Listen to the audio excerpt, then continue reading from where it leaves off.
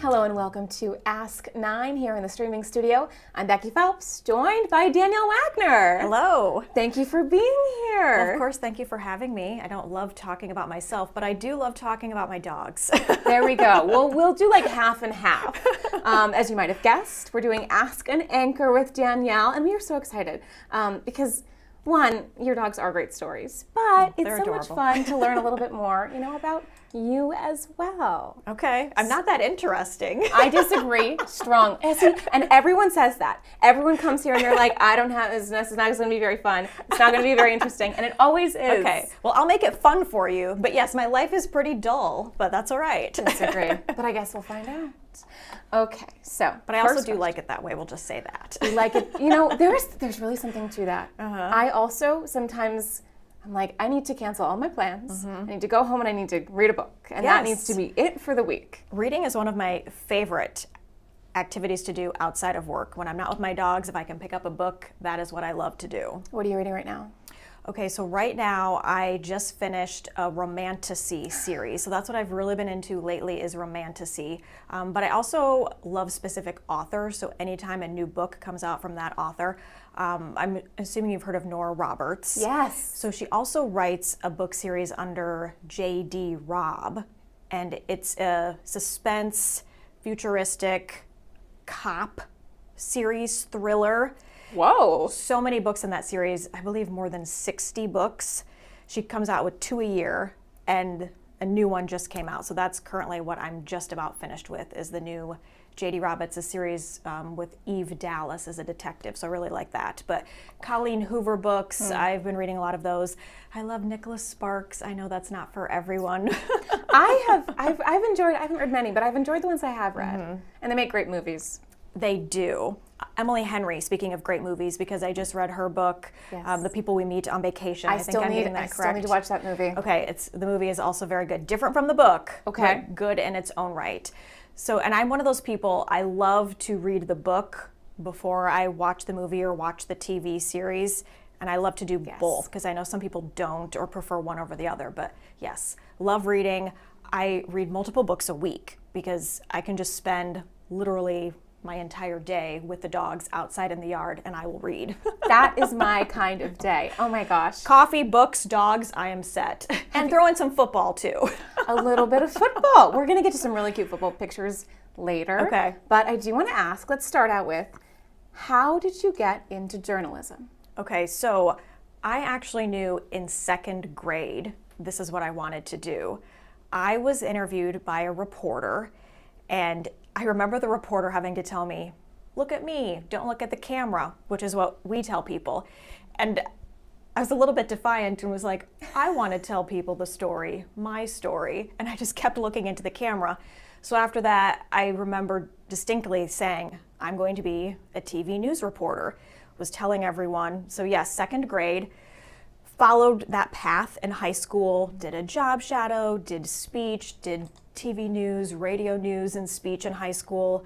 I played sports, but I was also in plays and musicals, just kind of getting my feet wet in that area, so to speak, of being in front of the public and public speaking.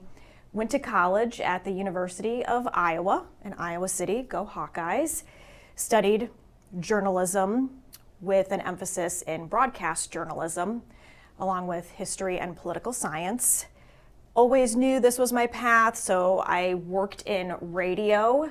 I was news director at the campus radio station. I love that. In Iowa City. I also had internships and part-time jobs in radio, WMT, KOEL, all of those stations throughout college.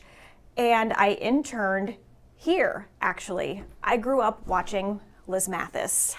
And one of the best compliments I've ever gotten was, you remind me on air of Liz Mathis. And I was like, oh, that's the nicest thing anyone could ever say to me. Yeah. So Liz was the one who actually selected me for an internship here at KCRG. It was a long time ago. 21 years ago, I'll say it, because it was a long time ago, but it's okay. I'm proud of it. Probably looks a lot different now. Yes, but so now being back here full circle from my internship, absolutely incredible. So yes, I've genuinely never had another path but television news. I had summer jobs in radio and TV, and the only other job I've had was a lifeguard, believe it or not. I never worked in restaurants, I've never worked in retail, lifeguarding and broadcasting. You're like, this is it. That's it. No other offers interest me. No. We are only doing this. That's amazing. That I think you have everybody beat. Really? Okay. Yeah. I think you have the record. Long time coming, yes. That is amazing. And you were working in Wisconsin for a while, right? Yes. So I was in Wisconsin for 8 years at our sister station there. Mm-hmm. Loved living in Wisconsin, but of course I was home. My family's here. I'm an auntie. Yeah. I have 3 nephews and 1 niece. So it was always my intent to come back to Iowa, and it just worked out for the best. There you see them. They're so cute. They are. They range in age 3 to 7. So I knew I just wanted to be very involved with them and be back here. Well, they still wanted to spend time with me before, they're too cool to hang out with Auntie Bear. So moved back 3 years ago and loving it. My mom and I now just regularly get coffee together. She helps out with the dog, so does my dad, and just seeing my niece and nephews a lot more. And I made an effort to come back from Wisconsin, but a 3.5, 4 hour drive versus 10 minutes makes a big difference. It is huge. There is, and also in the former interns club, like it's so amazing to be where your family is and be where your home is. Mm-hmm. It's really the best place to do this kind of job. It really is, and it sounds cliche to say that, but I love being home, and I genuinely, I won't leave again, and I can't imagine being anywhere else besides Iowa, where my family is. We have some really fun photos from when you came back to TV9. Yeah. Oh my gosh. Okay, was this at a parade? Freedom Festival? Freedom Festival. So shout out to Jan. That was my first year back. I think Jan and I were live from Freedom Festival, and we unintentionally matched exactly with our blue shirts and the red there. So we thought we would take a picture. And then that was one of the first times I was back on the anchor desk here. It was filling in on a weekend. Probably for you. Oh my God. Oh, that is the old weekend crew. No, probably for Phil. Were you here when Phil was around? No, I wasn't. It must have been for me then.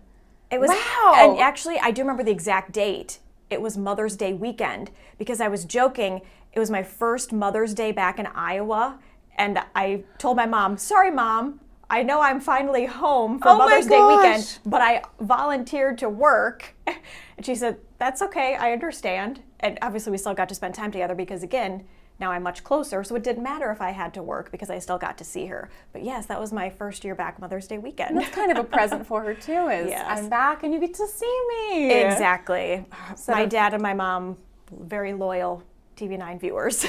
Our most important viewers, our parents. We really appreciate you guys. We also have some fun. Okay, this is 9 Who Care? Yes, 9 Who Care. Jim and I have emceed that for the last few years. You guys are so much fun at that event. It's a cool event in and of itself because, all the people are so amazing and you're getting to hear all these amazing stories. But the two of you are hilarious. And people don't probably know this off the air. They're also hilarious in the newsroom. Jim and I have a very similar sense of humor, and in a way, maybe we're a little bit mean to each other, but it's in jest. It's so much fun. Yeah, and that's the thing. We both have a very sarcastic sense of humor, and we play off of each other that way. It's also funny is that Jim used to work at WEAU in Wisconsin, just like myself, because that's where he's from.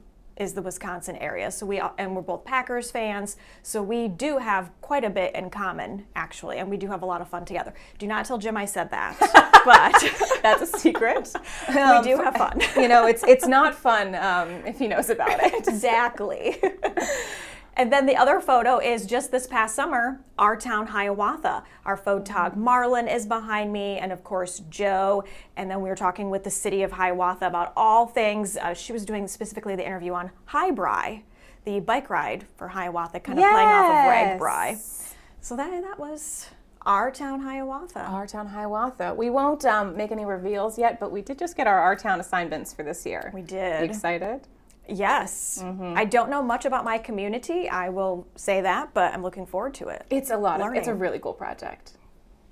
All right. We also. Okay, is what this is one? this event from? Okay, so You're emceeing something. pets, huge part of my life. I know we'll talk about that, but most of the events that I get asked to MC deal with pets and the shelters that I partner with for Wagner Tales. So this was, I believe, the Dubuque Regional Humane Society, one of its annual fundraisers Oh, cool. at the Mississippi River Museum. Yes. Okay, I've never been there, but It's every time so Keegan does a story about cool. it, I get really like, I gotta go back to Dubuque. I gotta see this place. It's very cool, and it's nice to have this event there because you get to walk around the museum as well. So yes, this was just me speaking, and of course everyone likes to see pictures of my dogs, and I was showing some of the Dubuque Regional Humane Society dogs as well on the screen that have been featured in Wagner Tales. Speaking of dogs, When we walk in parades, the most fun part of parades. I always bring at least one or two dogs, as you know, and oftentimes you are with Joe emceeing the parade, announcing for the parade, I should say, and you wave as we walk past. You guys are so much fun to watch. And your dogs are troopers also. Well, the ones that I bring, yes, because I'll be honest, there are some dogs that walking in a parade just would not be their thing, and that's great, that's fine. Benny, who you see in this photo, loves parades. He loves seeing everybody, saying hi to everyone. And my most recent adoption, coming up on almost a year, Honey, also does really well in parades. But when I first adopted him, he couldn't use his back legs. He couldn't walk on them after he was hit by a car. Yeah. So at first, I didn't know, would he be able to come in the parades? Would I have to carry him? Could I get a wagon? I thought about all those things. Little dog wagon. Yes, because he loves people, everyone he meets. So I knew that he would love parades as well. But happy to report, the most recent parade last year, he walked. He's fully recovered, healed, doing great. So now my go-tos for the parades are Honey and Benny. That is so cool. He really is. That's an inspiration. Thank you. And He's so also, they're also the cutest dogs on the entire planet. sweet. They are. When did you adopt your first dog? So I always like to say I was dog mom established in 2006. So 20 years I've been adopting dogs. That first dog, Cubby, who a lot of people might remember because I used to have a blog about him, and of course I've always been open on social media talking about my dogs. Cubby did pass away 8 years ago. He had cancer, a heart tumor. But I've just continued to adopt dogs ever since, and now I have 8 rescue dogs, all adopted. Sometimes people ask me, are they all yours? Yes. I did adopt all of It's them. not fake. It's not staged. No. So here they are.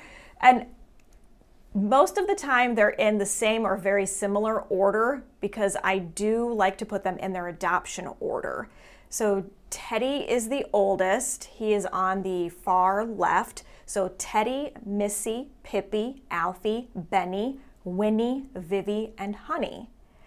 Honey is my newest. They're all actually in age order too, except Honey. Honey is 7 years old, but he's the most recently adopted, so I still put him on the end. So the ages range from 4 up to 13 years old of my dogs. These photo shoots are so fun. I go to For the Love of Paws. Jess is her name in Anamosa. She does such a great job, as you can see here, with all of the dogs. These are the most recent ones we did for Valentine's Day. And I also love teddy bears because my nephews and niece call me Auntie Bear. That's adorable. So bears have a special place in my heart. So when she had that background this year, I said, okay, Jess, we're coming. We need it. And then purple's my favorite color, so the one with the hearts I just think is absolutely adorable too. So, and that is probably what I get asked most often. How do you get your dogs to sit so nicely for pictures? Yeah, because it seems impossible. I really do not have a great answer except practice. They know after they sit nicely, they get a treat. So there is a little bit of treat motivation there. The other thing I think is key is that the older dogs, they've been doing it now for years, that they actually will kind of run to their spot, sit there and wait. And I think the newer dogs, they follow suit. They see what the other dogs are doing. They learn very quickly that you just line up, They also know when I'm getting bandanas out that it means picture time, because they don't wear bandanas all the time. That makes sense. So when they see me getting the bandanas out, I can tell they're like, okay, it's picture time. It's happening. They get ready. They know, take the picture. The faster we sit still, the faster we get a treat. And so I don't have any great secret other than I just take a lot of pictures of them. It's nice to have some good leaders in the pack. Yes, To tell them what to do. That's really sweet. Have you ever had one that's like resistant to the pictures? Not resistant, but I do have one dog, Winnie, who is deaf. So unlike the other dogs where I can say treat or squeaky, squeaky, squeaky with a toy and get them to look directly at me, Winnie, it's a little bit harder, but she still does a great job. And she knows the routine too. She knows, okay, got to stare this direction. But yes, every once in a while, she's the one I'm like, Winnie, look this way. Who's the best dog to have like just hanging out on the couch? Ooh, I would say all of them. Because my dogs are like me.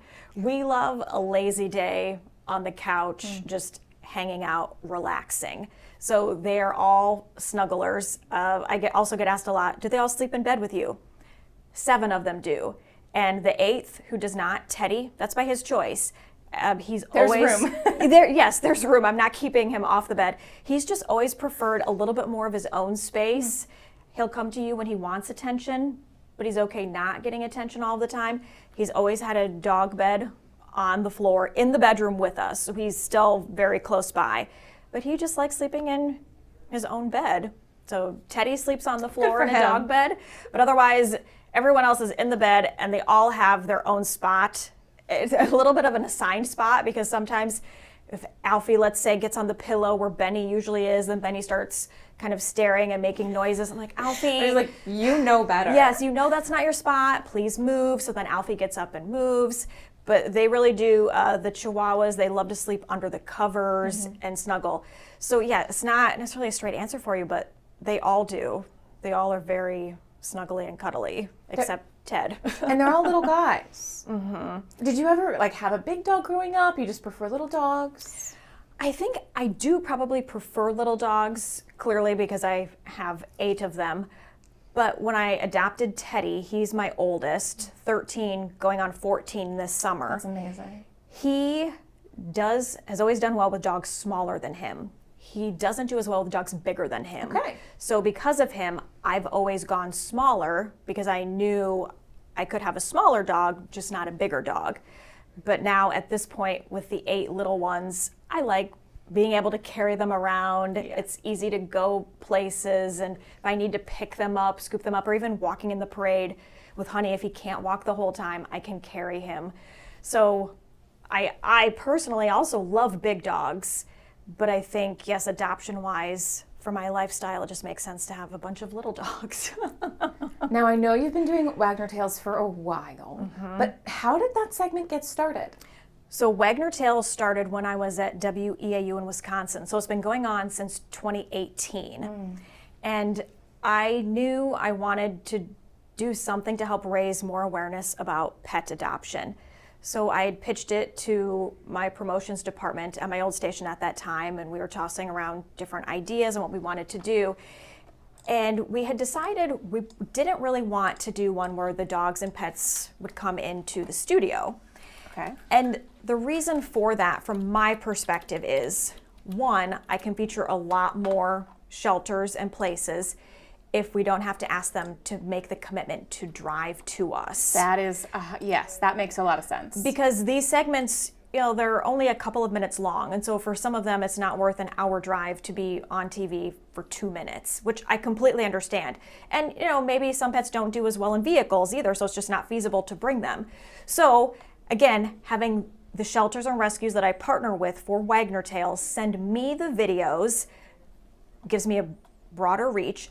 Also, some pets aren't well in a new environment. Either under the bright lights, there's cameras, sometimes there's other people in the studio. Oh my gosh, it's just unknown. Some are great, but I didn't want it to be limited to only pets that would do well in this type of social setting coming to our studio.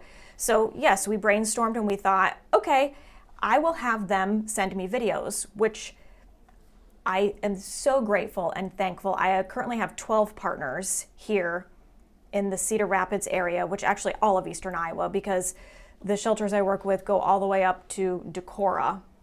And I try to cover the entire viewing area down to Washington. And I pair 2 shelters together each week, and they send me videos of the pet, a little bio that I turn into a script, so to speak. And it maybe doesn't take a lot of time, but I do appreciate them doing that because, it's just one extra step that they have to do as well. But I hope that giving the shelters and those pets a little bit extra exposure, putting a spotlight on them, brings attention to all of the amazing and wonderful pets waiting in local shelters and rescues to be adopted. And you put such great work into that. You edit those yourself. I do. Which is not easy, by the way. Like one of those a week, that's a big haul. Yes, every Thursday. So it airs every Thursday on our midday news and 4 p.m. And I'm actually still doing it for our sister station that I used to work at in Wisconsin, WEAU as well. So I'm actually doing 2 a week. And of course, I'm featuring Wisconsin pets for the Wisconsin audience. So I have shelters from Wisconsin still sending me videos that I edit together as well. And as you know, there's other steps as well. We put these on our website, on social media. We've got the but webpage this here. is you can my, find all of these. So all of them. People ask me how many pets I featured, how many adoptions I've had. I used to keep track of it. It's got to be hundreds. But that's the thing. Now that I've been doing this since 2018, and I maybe take a couple weeks off a year, but you think, 52 weeks out of the year, I'm doing segments at least, high 40s for the number of weeks I take off, big holidays and things like that. But so at least 2 pets every week, that quickly adds up.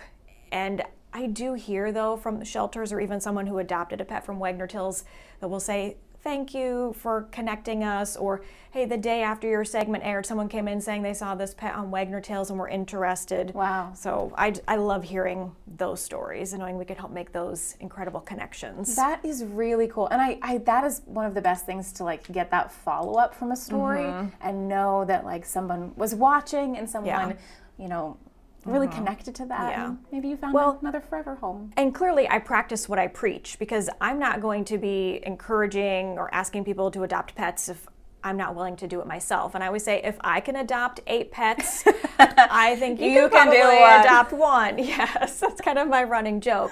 But I understand that there is a big commitment there. My dogs are a huge part of my life, and you do have to think about your lifestyle and expenses, vet bills, things like that, and your ability to commit to that. So I'm a big proponent of pet adoption, but also making sure that it's the right fit. Yeah, absolutely. One of my best friends fosters, and I just think it's one of the coolest things that you can do. It is. To just help shelters out, because they really are under a lot of pressure. No, and that's a great point. I love pet adoption, but yes, there are so many other ways. If you can't adopt, fostering is an incredible option. Donating, volunteering. Yes, yeah. Give your time. Yes, even just follow as many shelters and rescues as you can on social media, and when they have a post, share it, like it, comment. Those little things as well make a big difference. Or if you see that they're having a fundraiser, go and support it or make a donation. And it doesn't have to be a lot. Sometimes I think people have the idea that, I can't make a $50 donation. That's okay. Every shelter I work with would gladly take a $5 or a $10 donation. Or if you have some leftover food or something else from another pet, those donations make a big difference as well. And a lot of them have wish lists. Yes. So go to their websites, check them out on Amazon, where they will tell you exactly what they need if you are not really sure what you should be donating. Now, one of the questions that we usually ask on the show is, what is your favorite kind of story to cover? I can probably guess what yours is. Pet-related stories, Wagner Tales every week. That's truly my passion. But yes, anytime you can put a pet in a story, that's my favorite. Do we have any kind of runner-up for that? Not necessarily, but I will say, because of this job, I've gotten some incredible opportunities. The biggest one for me was I got to fly in a jet with the Navy Blue Angels. Whoa. Yes, that was an incredible experience. So that, and speaking of highlights, that's at the very top of my list of being able to fly in a fighter jet. That is so cool. Is that something you could have even imagined when you were in 2nd grade? Not at all. And my dad is a veteran. He served in the Army and the National Guard.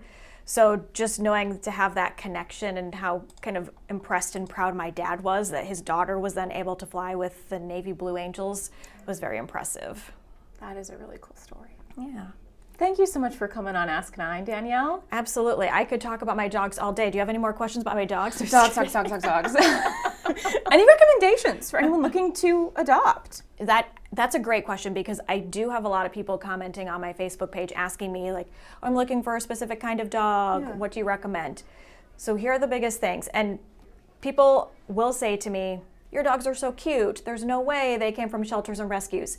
Yes, they did. There are small dogs there. I also want to remind people, my dogs didn't look like they do in their photos when they were at the shelter. Some of them were scared. Some of them were sick. As I said, Honey couldn't use his back legs. So my advice too would be maybe to give every dog a chance and see what their potential is. Because yes, when you look at my dogs in their photos, so happy, so cute, but that did take love and time to get to that point as well. Follow as many rescues and shelters as you can on social media. That's how I saw Honey. I saw a Facebook post about him. The shelter rescue had just taken him in after he was hit by the car, looking for donations and a foster, and it just tugged on my heart, reached out. So following on social media, Pet Finder is another great resource. Of course, watch Wagner Tales every Thursday to see adoptable pets. Great. But yes, just keep your eyes peeled. Some shelters and rescues are really willing to work with you too. If you have a specific pet in mind, you can fill out an application and you can put on there kind of what you're interested in. Okay. And if your application is approved and a dog, cat fitting that description comes in, some of them are willing to work with you and say, hey, we saw that you marked this down as an interest, this pet just came in, and go from there with a meet and greet type of situation. So lots of options out there, but of course, check your local shelters and rescues, because there are just so many incredible pets waiting to be adopted and just waiting for that second chance and a loving home. You heard it from the expert. I don't know about that. I just love pets. Thank you so much for coming on here and talking with us. Happy to. And of course, if you have any questions that you'd like us to look into in the future here on Ask Nine, shoot us a message on Facebook, send us an email. Thank you for joining us tonight. Have a great evening.